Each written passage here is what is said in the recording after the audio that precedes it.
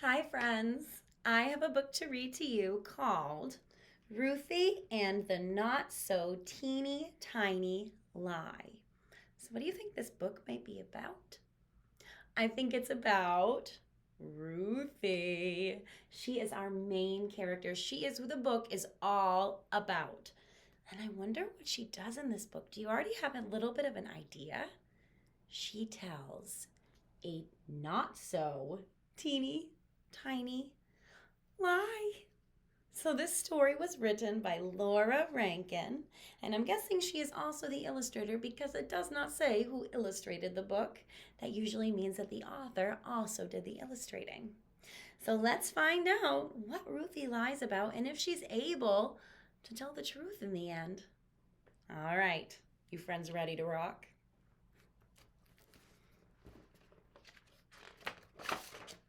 Ruthie and the Not So Teeny Tiny Lie by Laura Rankin.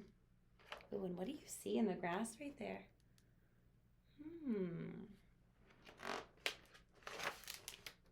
For all the wonderful teachers who help our children through their not so teeny tiny troubles.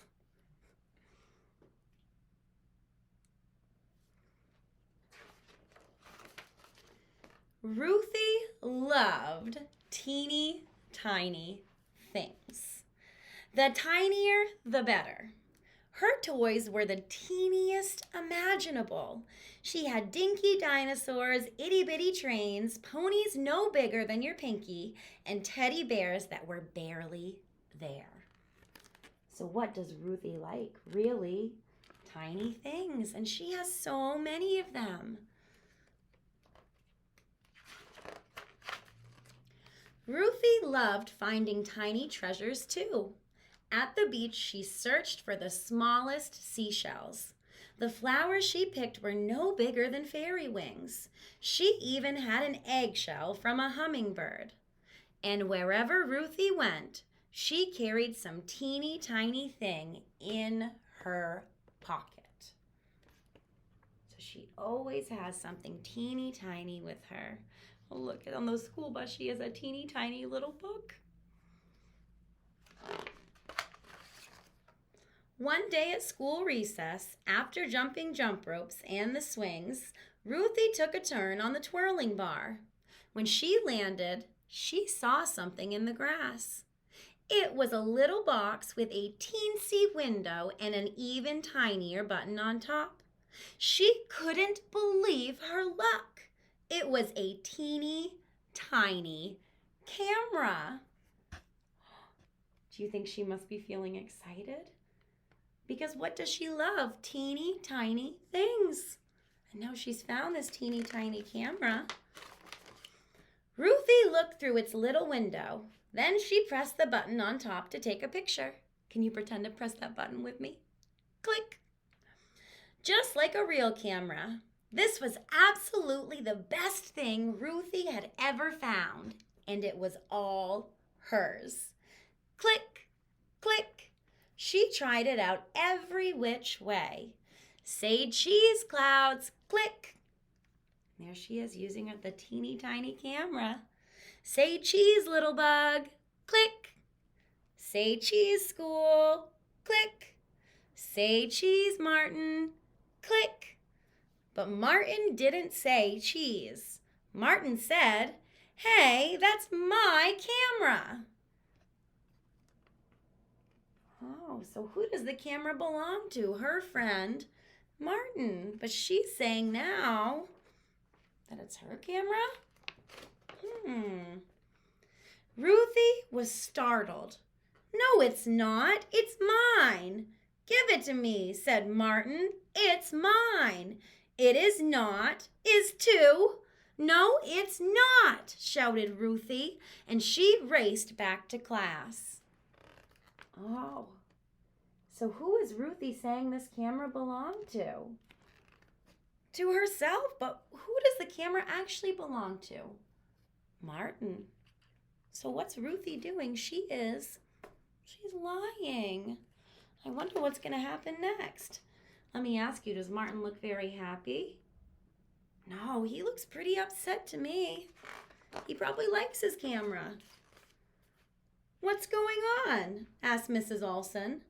Ruthie's got my camera, cried Martin. I got it for my birthday and I dropped it on the playground. But Ruthie wanted that teeny tiny camera in the worst way. It's mine, she yelled. I got it for my birthday. Well, that wasn't true at all. Not one teeny tiny bit.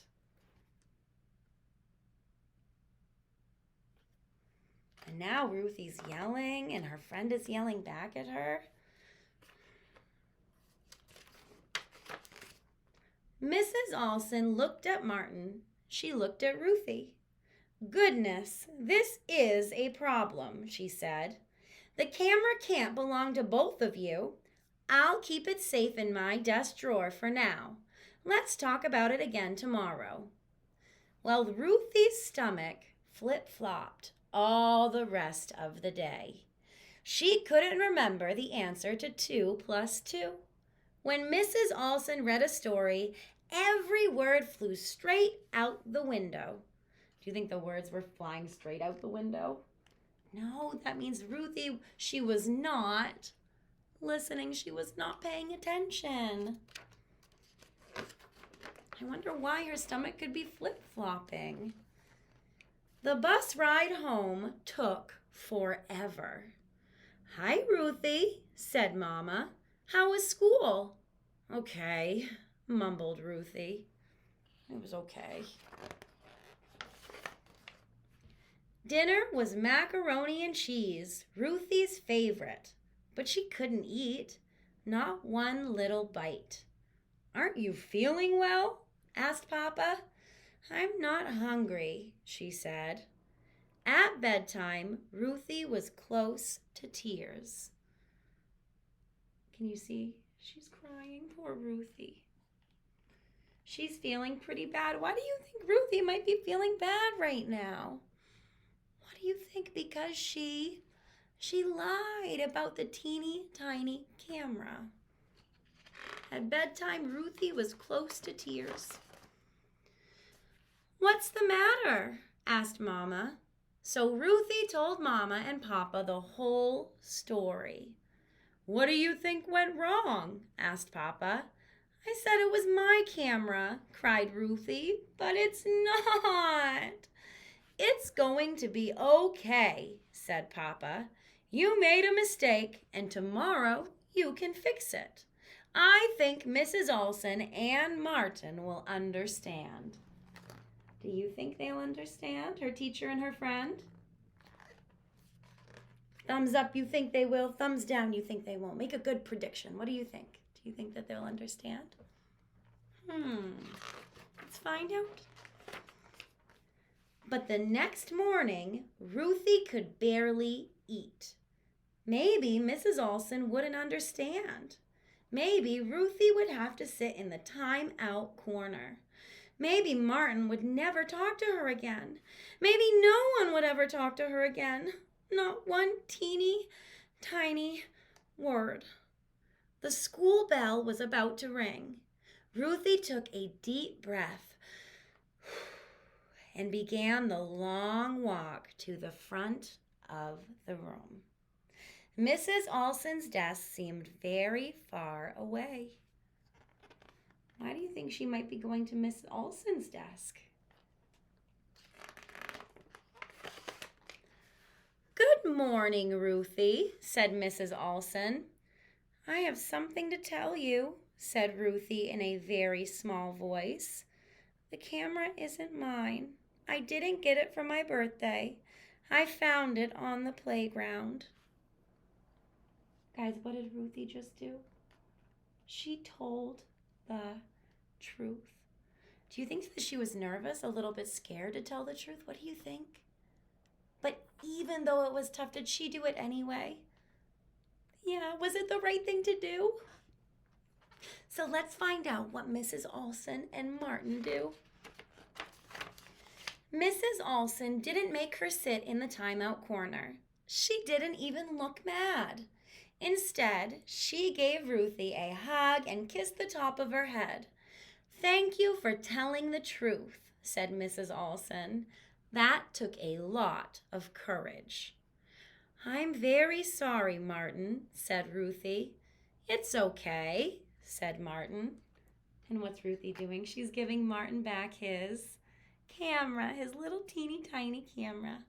And is she frowning anymore here? Doesn't look like it to me. I wonder if apologizing made her feel better. Do you think it made her feel better? All at once, Ruthie's stomach stopped flip-flopping. She even skipped a little on the way back to her desk. She got the right answer to 3 plus 7 in math. After lunch, Mrs. Olson read the funniest story Ruthie had ever heard. She was able to pay attention because she wasn't feeling guilty anymore. She wasn't feeling bad. And on the short bus ride home, Ruthie realized she didn't miss that teeny tiny camera. Not one teeny tiny bit.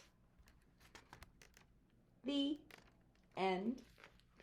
All right, friends, I hope you like that one. I think it has such an important lesson about being honest and not lying and making sure that you tell the truth, because I will tell you it will help you feel a lot better, just like Ruthie.